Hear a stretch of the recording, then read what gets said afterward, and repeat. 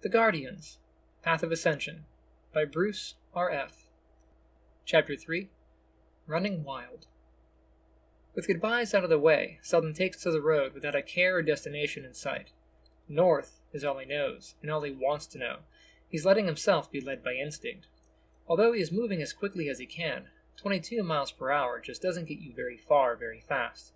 Of course, running this marathon isn't without its own set of hardships and rewards. And he knew that going in. That's the point. The challenge. Without Aether to fuel him, he can only run about 18 miles per hour for a burst of about 5 minutes, but using his energy to propel himself forward gives him a pretty decent speed advantage and a lot more stamina. Be that as it may, after just over 24 hours of non-stop movement, his concentration is beginning to wane, and his mind is beginning to drift in and out of one daydream after another. He continues running for quite some time, avoiding the main highways. Instead, he travels through the wooded areas to keep himself off the public radar. Although the path he travels is rather unperilous, thanks to the modernized society he lives in, he keeps his mind occupied by envisioning himself embarking on many adventures and indulging in several fantasies on the way. Sometimes he comes out the glorified hero after conquering a fearsome beast, or saving damsels in distress from evil warlords. But not all of his fantasies are so extravagant. He fancies the idea of being the modern-day hero who helps the police in high-speed car chases, puts out fires, or rescues pretty girls from tragic accidents in an attempt to win their hearts. Honestly, what boy hasn't at that age? He shakes his head, trying to clear his mind and regain focus, but the hours of constant effort have finally taken their toll on him, and his tank is just about empty. Steadily, he begins to feel his hunger and exhaustion creeping in.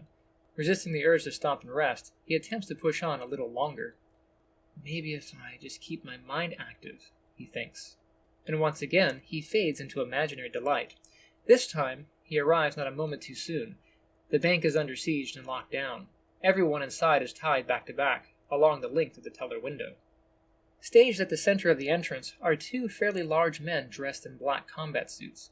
They, along with the other 4 members of their team, are equipped with military-grade tactical assault weapons and body armor. Seldin watches over the bank, observing from an almost omnipresent vantage, tracking the enemy's movements. They move swiftly and collectively, as if they know the layout well.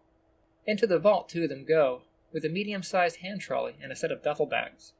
"All right now, just stay calm," a stern voice commands from a man marching up and down the center line of the lobby floor. Seldin doesn't recognize the voice, and he can't see the man's face through the generic ski mask. He could x-ray it, perhaps. After all, it is his imagination. But he doesn't really care.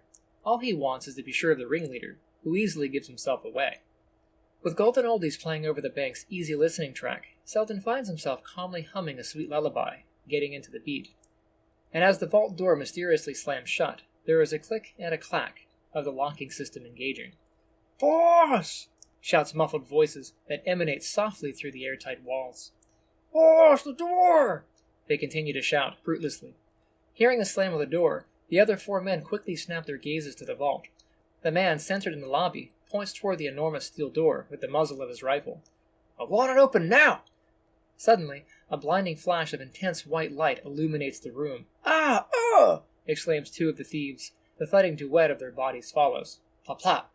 "What's happening?" shouts the man in charge. Rat-tat-tat-tat! 4 rounds trail off from the muzzle of his gun. The hostages scream at the sound of the automatic rifle. He can feel wind rushing past him, but all he can see is the bleached white afterglow left over from the flash. Slap! Comes a hand across his face, and he stumbles back. Rat-tat-tat-tat! He fires again.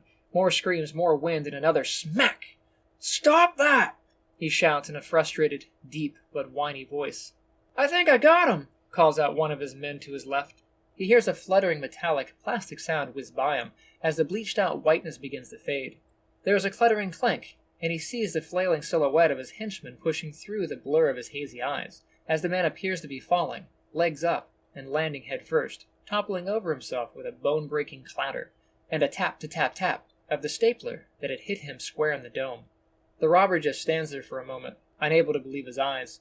Reaching up to slide off the hood with his right hand, he reveals 2 very bruised and purple cheekbones. His hands tremble as he drops his ski mask and takes a nervous grip of his rifle, aiming it with shaking hands at the young man standing before him in a stern posture, dressed in black, with slicked-back hair. He looks serious, and the sight of 3 downed men makes the thief certainly believe it to be so. But how? He's just a kid, he wonders. Darting forward, Seldin twists to the right, dropping down on his right hand, and bounces off into a one-handed cartwheel, and then twists his hips upright, releasing a back-spinning kick. He lands in the soft grass in the woods, coming out of that move in a crouching stance, as the daydream fades. His run, for now, is over. Breathing heavily, he rocks for a moment, then falls to his backside in exhaustion. He rests his hands like props on the moist ground behind him, while still carrying the catchy tune stuck in his head. His eyes trail right to something tugging at his arm, and then